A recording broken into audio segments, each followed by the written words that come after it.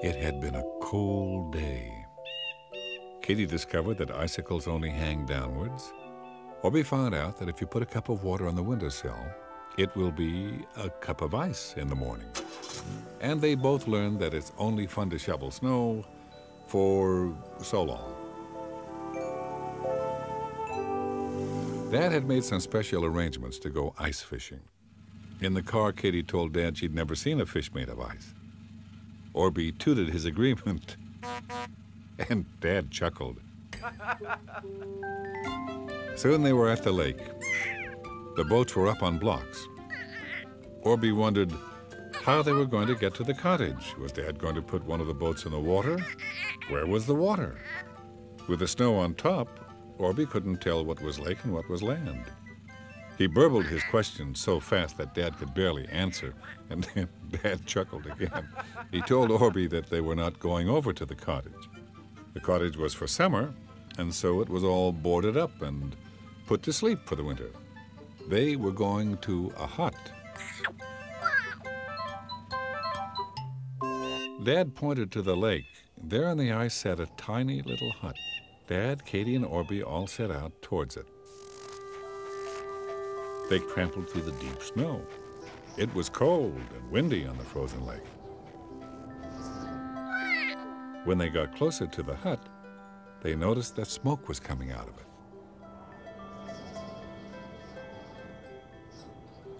It wasn't long before old Mr. Cobbs popped his head out and greeted his visitors.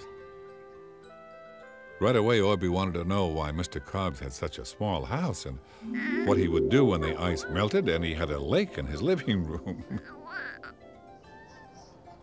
Mr. Cobbs put his arm around Orbie. He told them that his house was still on the island where it had been for years. This was an ice fishing hut. When he opened the door, Katie and Orbie peeked in.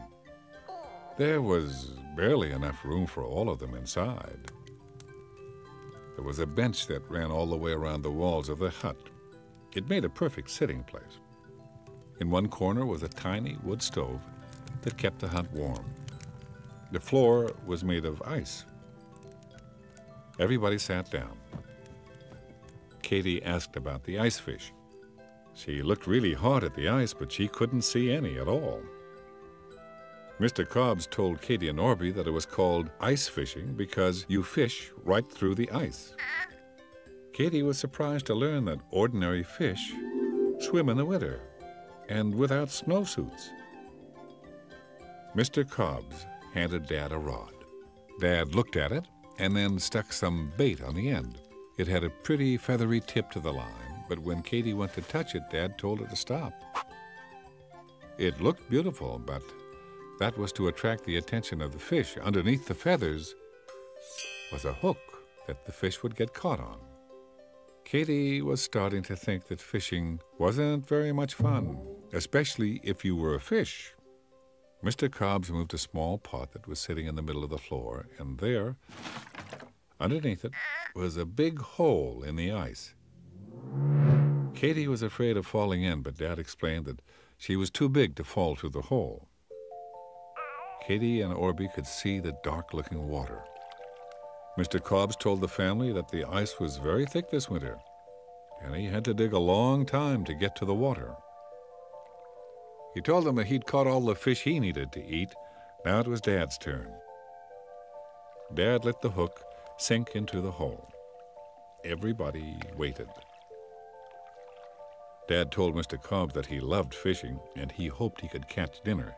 Katie was hoping that no fish would come. Mr. Cobbs handed out some hot chocolate. It tasted warm and sweet. Katie smiled. It was fun sitting here quietly with Mr. Cobbs, Dad, and Orbie. It was so relaxing that she felt a little like snoozing. All of a sudden, Dad put down his cup and shouted, "I've got one!" Katie jumped up and so did Mr. Cobbs. Orbie stood on the bench so he could see right down the hole. Slowly, Dad turned the reel. Slowly, the line got shorter and shorter. Soon, a fish nose broke through the water. And out came the fish. Mr. Cobbs caught it in a bucket of water.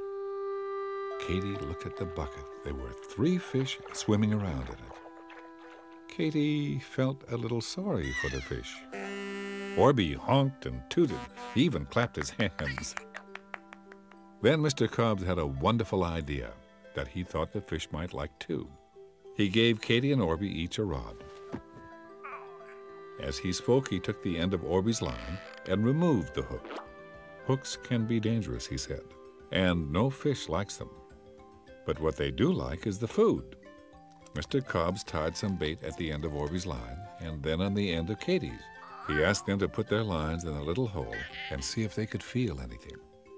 Orbie sat there, and nothing happened. Katy sat too, and nothing happened on her line either. Everybody smiled and waited. Mr. Cobbs told them that sometimes you have to wait quite a while. Katy waited some more, and so did Orbie. Dad told them that the nice part about fishing was that you could just lean back and relax. There was no hurry and no worry with fishing. Katy was beginning to think there was no nibbling either. But then, all of a sudden, Orbie jumped up off the bench. Something was tugging at his line. Orbie pulled it up, and the bait was totally gone. Katy was watching and not looking at her rod when it flipped in her hand.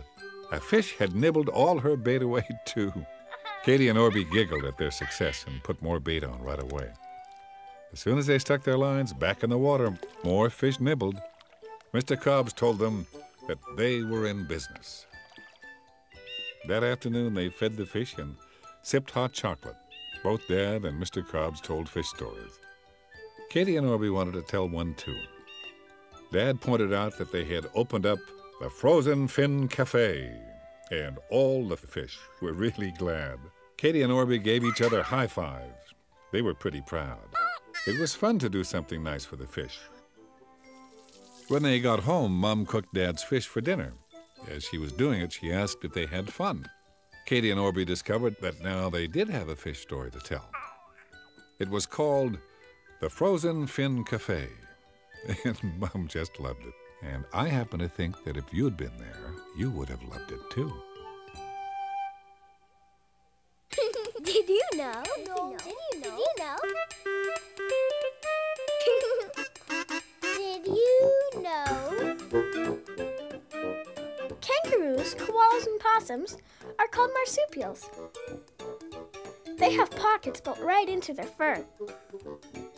But they don't use them to hold their keys, coins, and candies. They use them to carry their babies.